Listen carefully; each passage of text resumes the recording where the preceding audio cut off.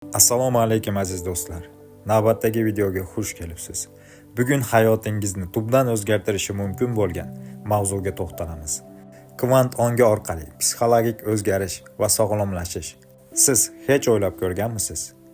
Nima uchun ba'zi odamlar hayotda doimo muvaffaqiyatga erishadi, boshqalari esa doimiy muammolarga duch keladi? Javob ongingizda. Ushbu videoda psixologiya, shaxsiy rivojlanish, kvant psixologiyasi haqida gaplashamiz. Men bu yo'nalishlarni birlashtirgan holda sizga amaliy maslahatlar beraman. Bu nafaqat nazariya, balki hayotingizda qo'llashingiz mumkin bo'lgan haqiqiy usullar. Videoni oxirigacha tomosha qiling, chunki men sizga maxsus mashq taklif qilaman. Agar siz ham o'zgarishni xohlasangiz, obuna bo'ling va like bosing.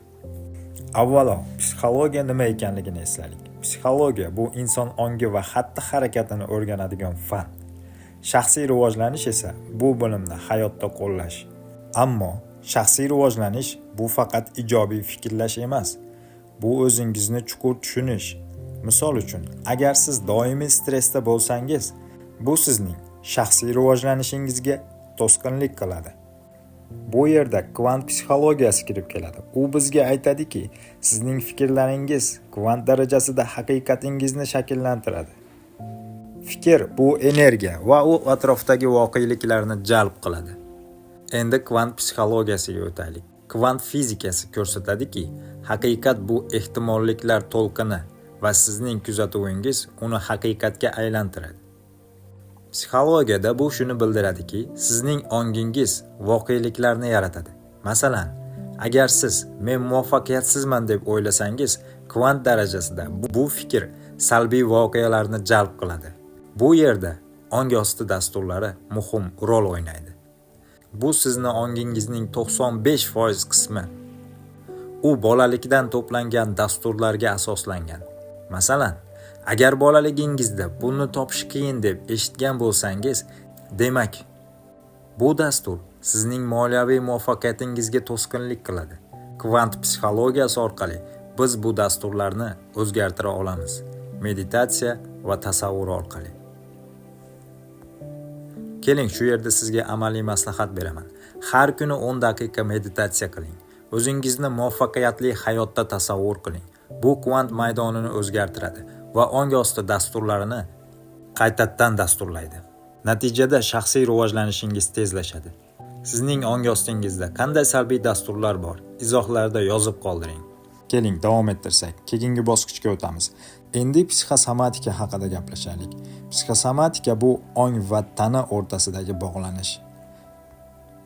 Sizning emotsiyangiz tanangizga ta'sir qiladi. Masalan, doimiy qo'rquv oshqozon muammolariga olib kelishi mumkin. Bu psixologiyaning bir qismi, ammo kvant darajasida bu shuni bildiradiki, sizning fikrlaringiz hujayra darajasida o'zgarishlar yaratadi. Sog'lom bo'lish esa bu bilimlarni qo'llashdir. Ongi osti dasturlaringizni o'zgartirib, tanangizga shifo berishingiz mumkin. Va albatta siz buni qila olasiz. Masalan, agar sizda bosh og'riq bo'lsa, bu stressdan bo'lishi mumkin. Shaxsiy rivojlanish orqali bu stressni boshqaring. Nafas olish mashqlarini bajaring. Kvant psixologiyasi aytadiki, sizning ijobiy tasavvuringiz tanangizdagi energiyani o'zgartiradi. Endi esa amaliy mashqqa o'tamiz. Ko'zingizni yuming va tanangizdagi og'riq joyini tasavvur qiling. Uni yorqin nur bilan to'ldiring. Bu psixosomatik shifo. Ongi osti orqali tana sog'lomlashadi. Tana o'zini o'zi tiklashni boshlaydi. O'sha joyga mehr bering.